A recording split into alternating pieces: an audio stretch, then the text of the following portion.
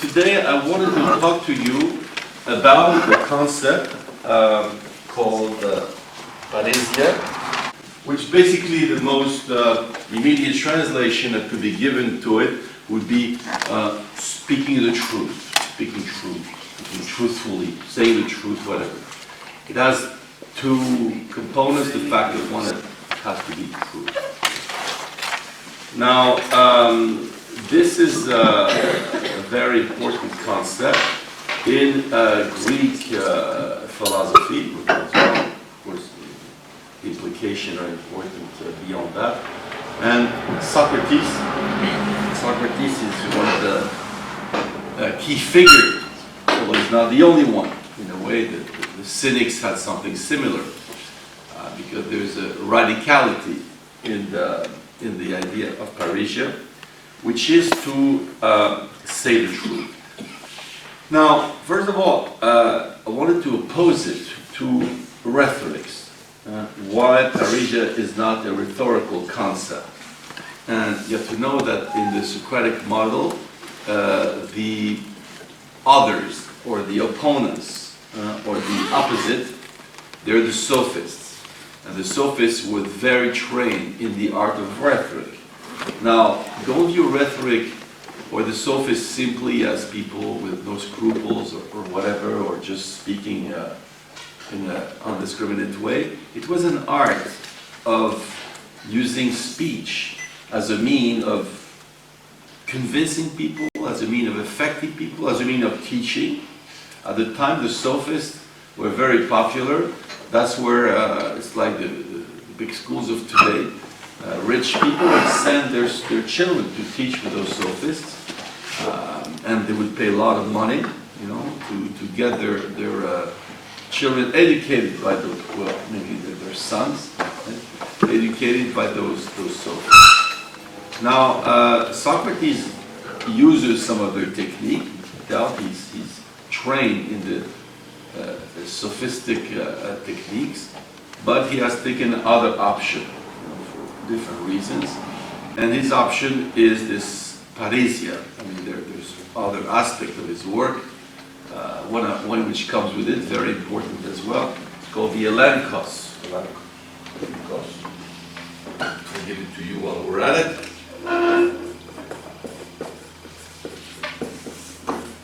Elenkos is a confrontation, and you can see why it comes together, because if you say the truth, if you say what is true in general, it's rather cruel, rather uncomfortable, and it creates confrontation, from which comes Elenkos. Although one part of the important part of the Socratic work connected to this Elenkos is questioning. The questioning as well. I'll give you a third concept for people who are not familiar with Greek philosophy. Here, it's maiotics. Maiotics, yes.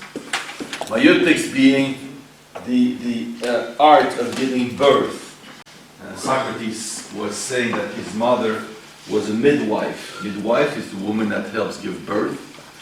And he was as well a midwife, but a midwife of the soul, and doing this with maiotis. So what's interesting is you see here there's a little process where you question people, you want the truth to come out, that the truth is said, and there's a confrontation in this truth, right? You can see a very specific dynamic there is in this, because as well questioning people, there is in a way, a funny way, there's truth in questions, especially when you want to get the truth. Truth has, this Parrhesia dimension and the Elenkos confrontation dimension, right? That's what we think as being something fundamental in the philosophical dialogue or the philosophical practice.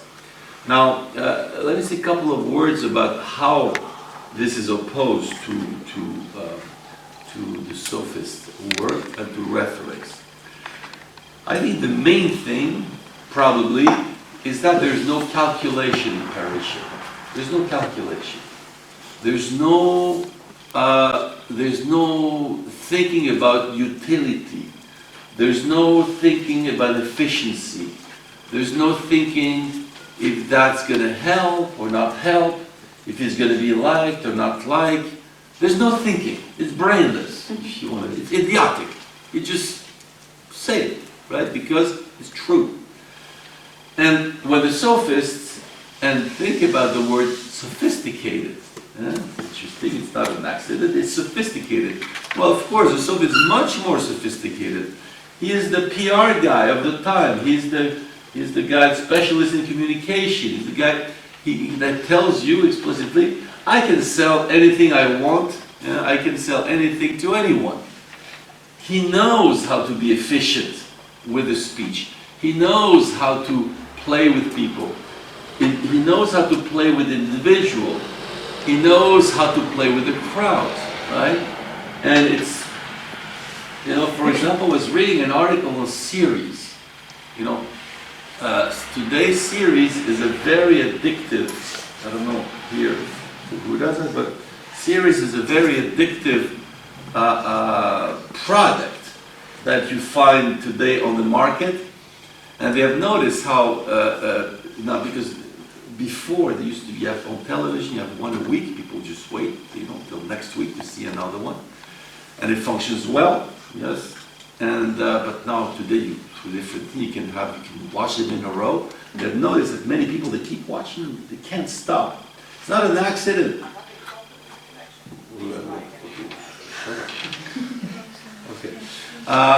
This is very well thought through by experts who know how to end a series, how to end an episode to make sure you don't want to stop and you're going to keep watching them, right? So you think you're just watching something interesting. No, you're being addicted by someone who knows what he's doing. So, the way they sued tobacco companies, because they were putting products that would make sure you would keep smoking, and you stop smoking, it was painful. Well, my friend, it's the same thing with series, funnily enough. But people, okay, because you don't catch cancer, and cancer is what's important, then we don't sue them. But they should be sued the same way tobacco companies are being sued. But addiction to stupidity is not doesn't give you cancer, doesn't give you, kind of disease, so that's okay, so nobody's going to sue them, I think, unless something incredible happens. We sue tobacco companies or any product you consume that makes addictive. But series, I don't know if people have picked that up, they're very addictive, very addictive. A lot of people, once they started watching, I've heard many stories, say, I started watching Friends. For a week, I watched, I don't know, 200 or something like that, whatever, right? Many such stories. Very addictive. So, and the sophists, they already knew. In fact, they had a very organic conception of the human mind, of the crowd. They were really good at crowds. It said they were treating the crowd with understanding like an animal. Like if you're an animal behaviorist, yes, and you know what to do to get the animal reacting. Like people that train animals, right? In circuses or things like this, they train animals. They're animal behaviorists. They know how to make animals react in a certain way. And the sophists had this organistic conception. They were treating the crowd like such an animal that you know what you can do in order to manipulate them. When they say, I can sell anything to anyone, well, they develop some techniques where they know how to convince people, right? They know how to manipulate people. And generally, the way you manipulate people is not through reason. It's through the lowest type of instinct, the lowest type of, and that's why it can be compared to an animal, the lowest level of psychological functioning. So in a way, Socrates, who was initiated to these techniques, he transformed it for a different reason, totally transformed it in something that was, on the opposite, appealing to reason. He wanted to address reason. For his own history, one of the explanations he does of what not to do was his daimon. He had a little beast living inside, called a daimon, like a demon, but it has, in this case, a positive connotation. who was guiding him, right? And he often, you know, he was pushed to do things. And he did things that, sorry for the bad news, like this in the morning, for people who don't know, but led him to be killed, right? Led him to be killed. And it's interesting, the whole thing about the death of Socrates, because he was accused of perverting the youth. He was acting of having, doing bad things in discussion, like destroying other people's speech. The sophists, you destroy my speech in little pieces, right? But something like, yeah, he had young people around him, so he was accused of perverting the youth. So he was convoked to be in the tribunal for a trial. And but people know that there was something phony about it. There was something funny and phony about it. So they actually try to make a deal with him, saying, look, if you just plead guilty, sort of, you know, like in these American things, you plead guilty, you know, you have a little fine, and you're okay. Yes, you're okay. We'll let you go. But he can't do that. You see, he's not capable of doing that. He says, well, he said, what I think, oh yeah, because the way in which he's accused, and they say death penalty, but he can propose an alternative. And they told him, he proposed a little alternative, just plead guilty and you'll go scot-free. He said, well, I'll tell you, he said, I'll tell you the alternative I propose. I propose I should be taken to the Brittany, and Brittany was the place for the heroes of the city, yes, where then you're kept forever, taken care of. So I should go to the Brittany and be taken care of, which of course was a total insult for the people, because there is this guy who should plead guilty, and he comes there saying, I've done nothing wrong. On the contrary, what I'm doing is so good that I should be honored as a hero of the city, which is a total provocation, right? And why does he say that? Well, you can call it provocation, but he's not. He thinks, not only he thinks, but the oracle of Delphi had said, he said, I didn't know, but the oracle had said that I was the wisest man in the city. You know, the oracle was asked. So he has this very naive way of speaking, therefore I am a faithful man, the oracle tells me that, so I'm good, what I'm doing is good, you should put me in the Brittany. And of course these people say, this guy's a total, he's gross, you know, and of course then the alternative proposition was not acceptable, therefore he was condemned to death, right? And once again, when he was in jail, he had powerful friends who wanted to escape, to escape. And they said, you know, you should escape, and we will help you and go to another city so you don't get killed. But he said, I can't do that, he said, because I got to stick to what I said, right? In the Parrhesia, one of the crucial criteria of Parrhesia is coherency. You have to be coherent. Because we'll go through it a little bit in a while, but Parrhesia is not is not the Alcoholics Anonymous where you spill your guts. You say, well, what I or with friends today, what's very popular, what I really feel about things. No, it's very, very demanding, right? And one of the, by the way, if someone doesn't understand something, you raise your hand and ask, you know? But one of the key criteria of this truth is to be coherent. Be coherent. Now, this is interesting because it has a logical function, because to be coherent, you have to examine the logic of what somebody says, like a detective. Yes, where were you, then what happened, and your speech has to be coherent. So there's what I could call a cognitive aspect of coherency, which it has to be logical, right?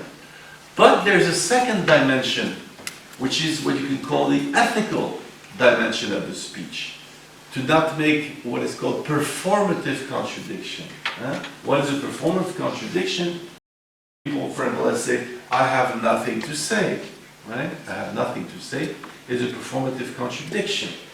Because you say you have nothing to say, but you're speaking, right? In case people didn't notice, it's so popular that people often don't notice, but it's a contradiction, right? And, you know, or people that say, I just have one word to tell you. Same thing, right? It's a contradiction. Yes. So there are many performative contradictions. Yes. So people that say, Yes, I'm very happy to be with you, and they have a sad face. That's a performative contradiction.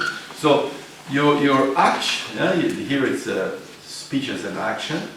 What you say and what you do have to fit. And for him, if he accepts to leave, to escape by using his powerful friends, well, he will be in contradiction with himself, and he will not say the truth anymore, because retrospectively, he's lying about what he had said before. So there's this double dimension of logic and behavior or attitude or actions, coherency. So there's the ethical, both cognitive and ethical dimension, right? I don't know how much this is clear to people. These are two dimensions, but think, the idea of Kant wrote two important critiques, 2 out of 3, but one is a critique of pure reason. You analyze, the thinking. Other one, the critique of practical reason. You examine your actions, how you determine your actions. And these are two very important components. Speech or behavior. One is purely cognitive. The other one is in relationship to what you do. And when we do consultations, we look at both. Of course, we look at the coherency of people's speech, but as well we look at the coherency with their behavior now, at the moment they speak, as well their behavior in life. We ask them questions about their life to see if their life is coherent with their speech. Right? So in this Parrhesia concept, Socrates wants to be coherent because for him it would not make sense that it's otherwise. But the sophist here, and that's interesting because what his friends are proposing to him is to submit or to determine the goal, like is surviving, for example, and determining the speech or the action in terms of the goal. Yes, so the goal here becomes some practical goal, becomes determined. Yes, you want to survive, therefore you should do this and that. Well, you want to survive, therefore you should lie. You want to lie by commission or lie by omission. You should lie. And in the idea of efficiency or the idea of utility is fundamental in the sophist approach to things. First, you determine what you want. I want to sell this object to this person. Now, the sophist has a relation to truth. It's not like he the total bullshit artist. No. He has a relation to truth. He's going to use truth as much as possible. But as much as possible within the limitation of a goal that he wants to reach. He wants something. In the Parrhesia of Socrates, there's no goal. It's to say the truth because it's the truth. The sophist says the truth, uses the truth. So he has to be smart. He cannot be stupid. These people that fabricate these theories, they're smart. They know what they're doing, and they're going to use knowledge which is true, which is scientific, which is based on experiment. In fact, before they bring you this series on your screen, they have tested on people the reaction. They have all kind of things. They bring people in, they test to see how it works.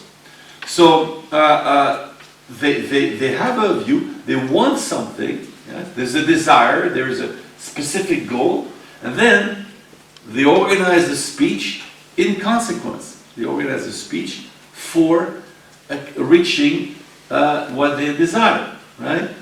So in other words, they're thinking much more. In a funny way, they do much more thinking. They're more complex. They're more sophisticated.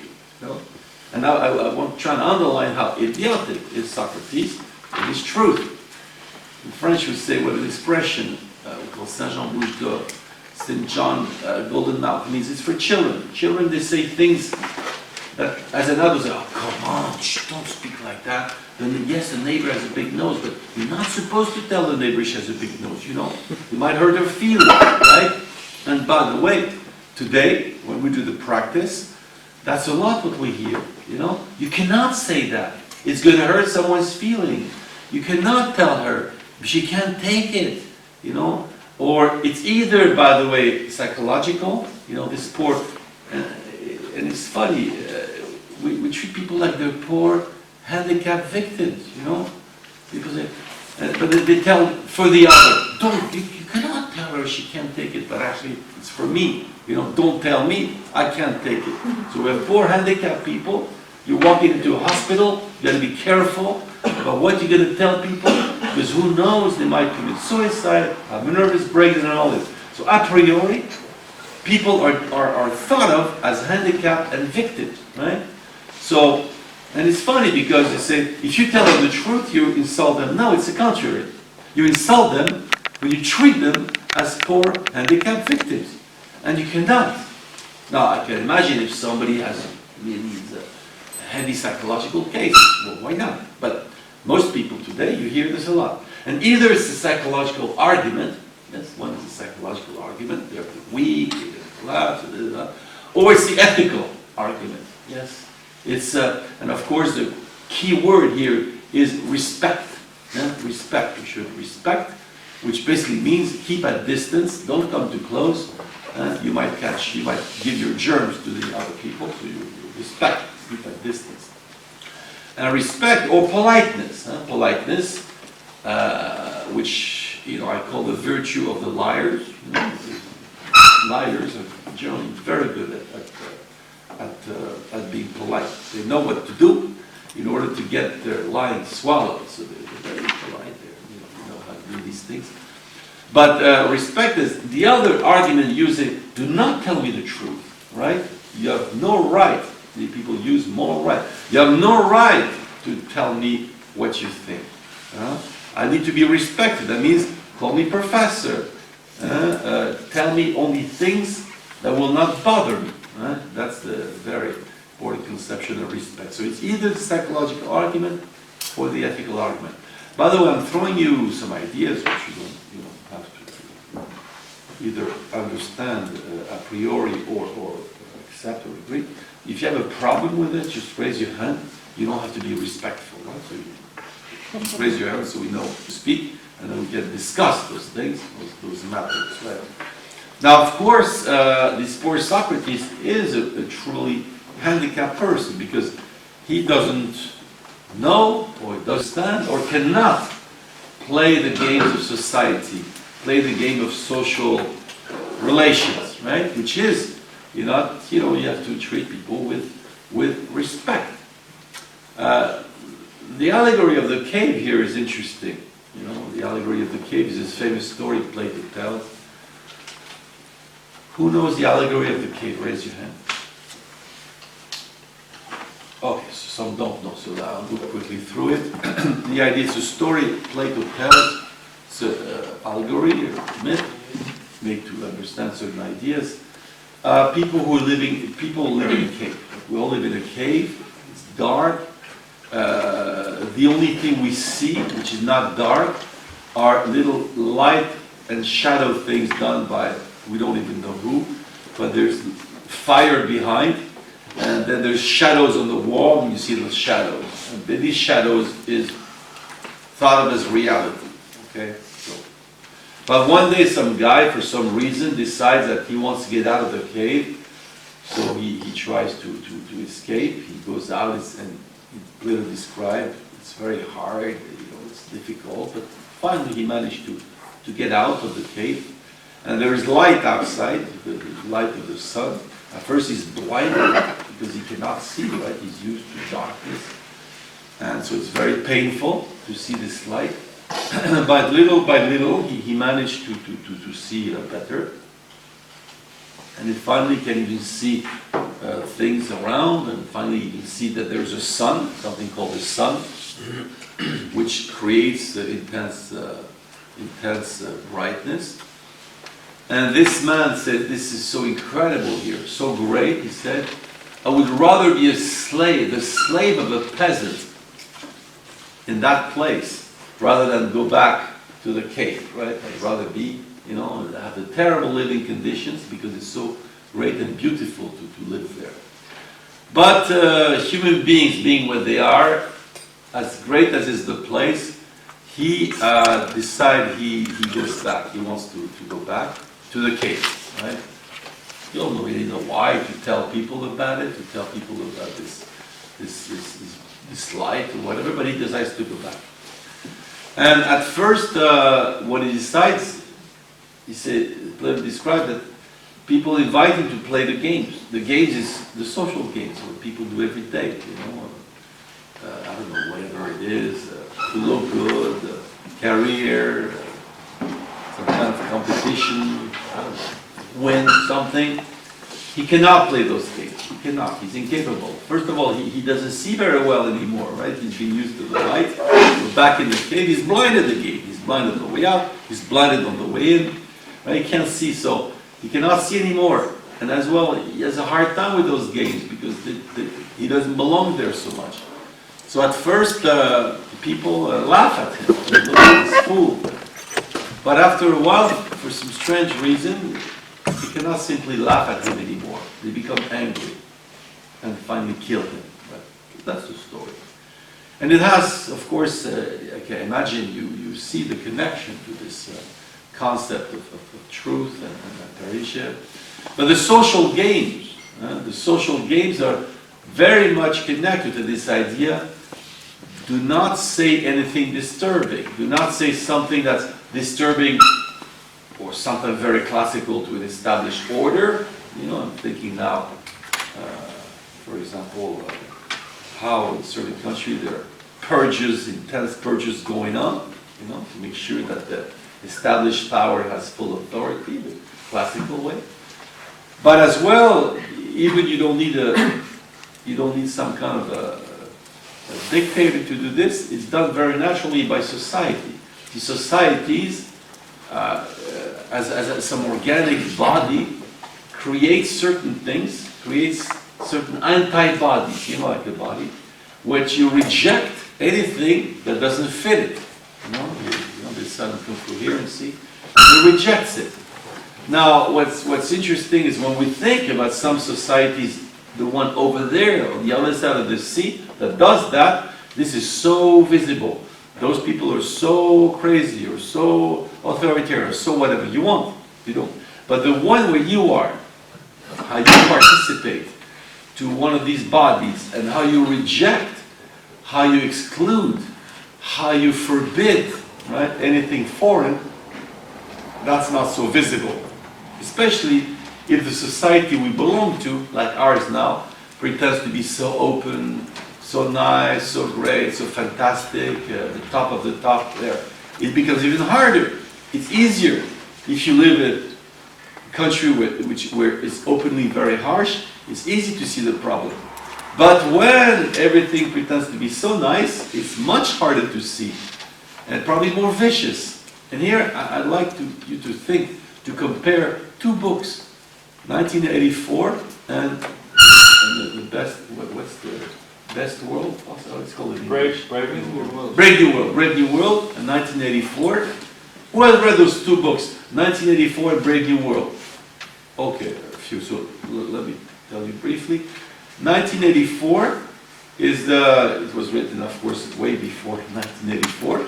The idea would be a dictatorial society, and very harsh, right? Very harsh, very brutal, where people have to do what they do, right? And Big Brother's watching you all the time. It's very harsh. Brave New World showed it as well a dictatorship, but very different. It's a dictatorship where people can do what they want.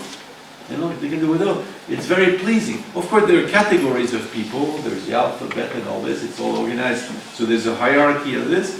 But for example, Huxley invented, you could go, one of the most pleasurable activity would be go to a movie where you would have sound, vision, perfumes. I mean, all your senses would be totally satisfied. Like the consumer, the idea that everybody would be satisfied. Yeah?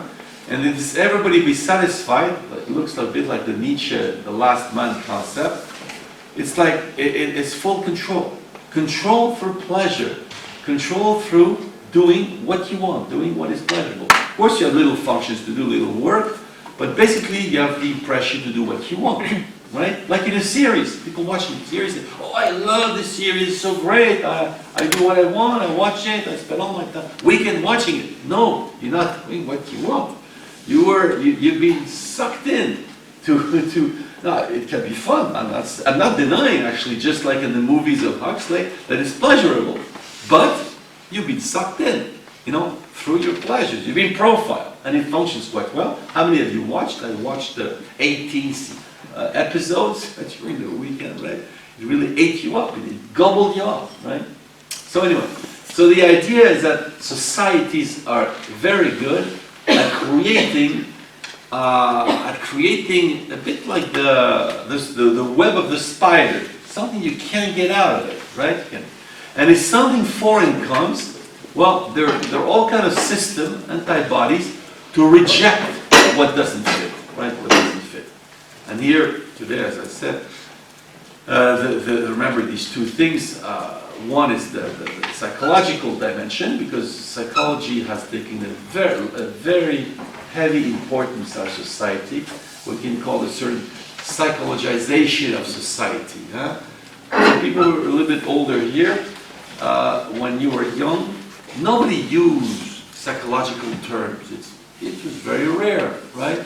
But today, everybody uses psychological terms. It's very, a lot of the, for example, suddenly you speak about the Oedipus complex, a lot of terms that are used in a very banal way. Psychology has become part of the common culture, right? And the way to think as psychologists is very common. And psychologist, he takes you in his office. You come because you have difficulties, you have problems. Of course, it's a useful function, but it takes you there. It's going to be careful. It's going to speak to you like this. Yes, and tell me more. Okay, it can be useful when you're in pain. You don't want somebody to harsh. You want a bit like you find your mommy again. They take you. You feel really good, right? So the problem is when that becomes a standard for social relations, right? But that's very true today. We can see it a lot in pedagogy, for example, where once I was doing a workshop with children, and a teacher said, "Do you realize you're telling us exactly the opposite of what we're told in the teacher school?" And I said, "Well, what do you mean? What are you talking about?" Well, there were two things that I remember she told me were opposite. The first one, you should not destabilize the children. You should not trouble the children. See, you're supposed to be very careful, very cautious. Don't trouble the poor children, yes? And the second thing is you're not supposed to leave children at the end of a session with doubts. No doubts. They should be. And ambiguities or something, and of course in the workshop I do this. I don't bring knowledge. We ask the kids, and at the end say, "Oh, we have a nice problem, kids. We don't know if it's A or B. Okay, bye-bye, let's go." You can't do that. You're not supposed to do that. These poor children will not sleep and eat because they don't know which one is the right answer. If it's A or B, you're brutal. That's right. Well, that's what I call the psychologization of society. You're supposed to make everybody feel safe and secure, and good, right? So anyway, poor Socrates, right? It's not only in Athens 25 centuries ago that Parrhesia was declared non grata in the city. It was there, it was now. It looks a bit of something different. It's just the angle or the nature of it might change a little bit, right? But what you're not supposed to do is to problematize the functioning of a society, the paradigm of a society, whatever, right? And I mean, I don't know everybody here, but I'm sure there's certain things that for some reason you can't tolerate. You have like aversive reaction, and it makes no sense. You just can't take it, but it makes no sense.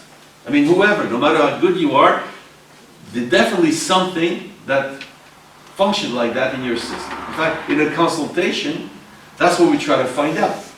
Because in general, that's what makes people I don't know, angry, unhappy, whatever, is there's something, you know, like there's some organism floating around, allergic to it.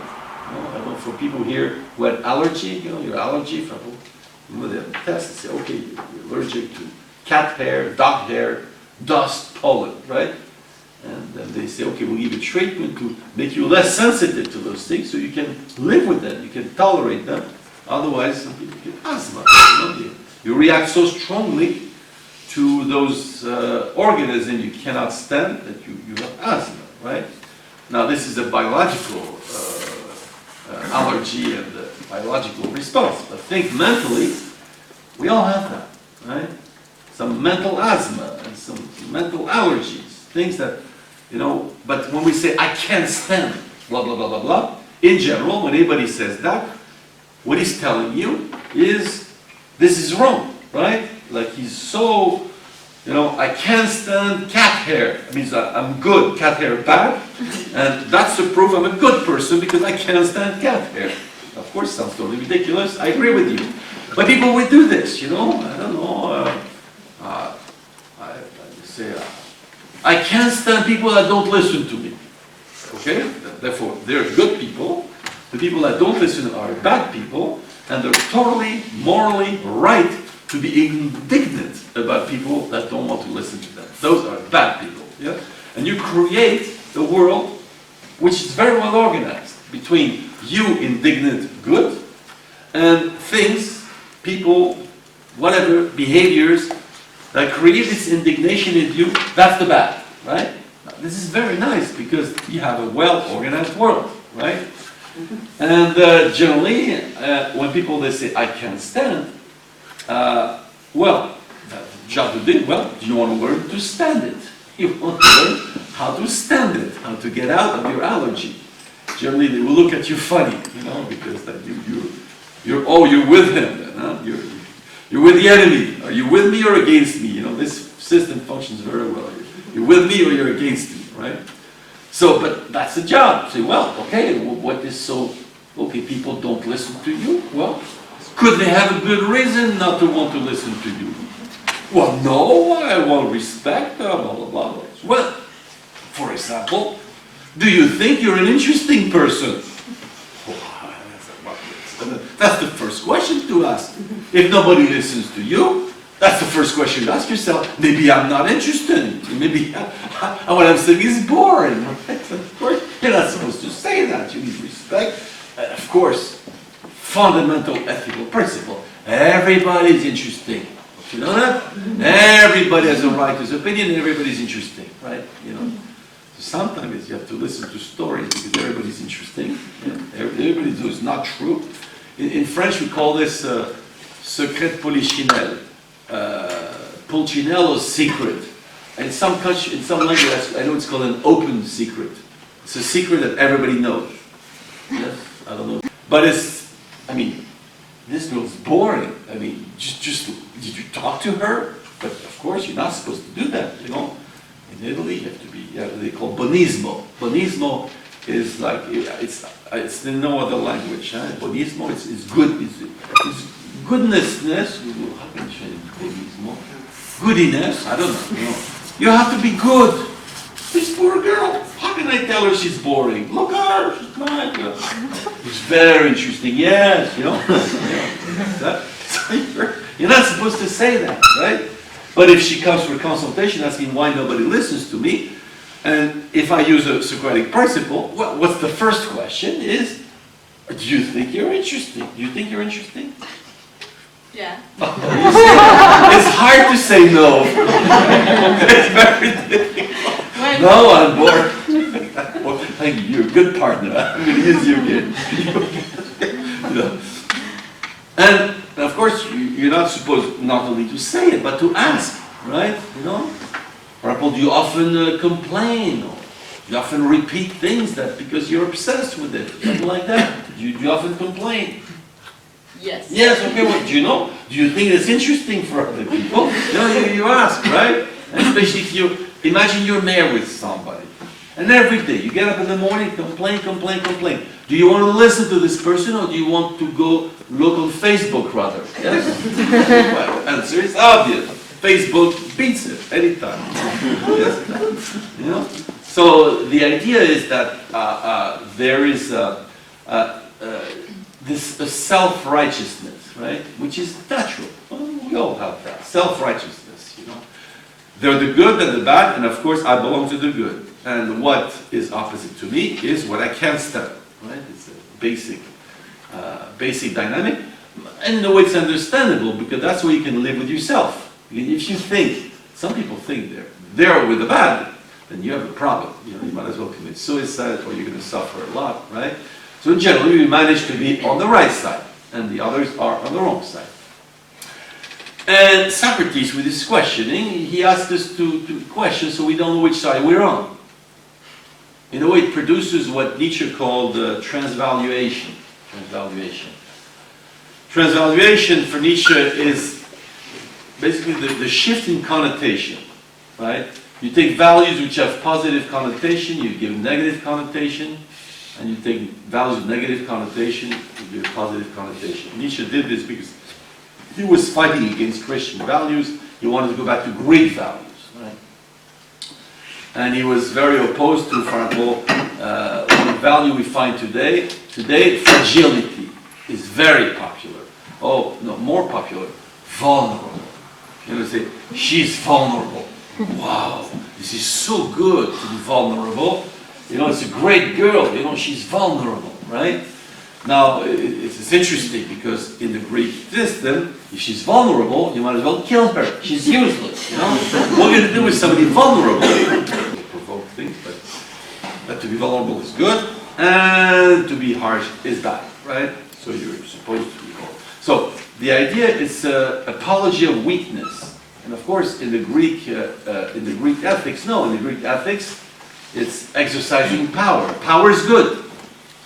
In the Christian system, no, humility is good. You have to be humble. Humble is good.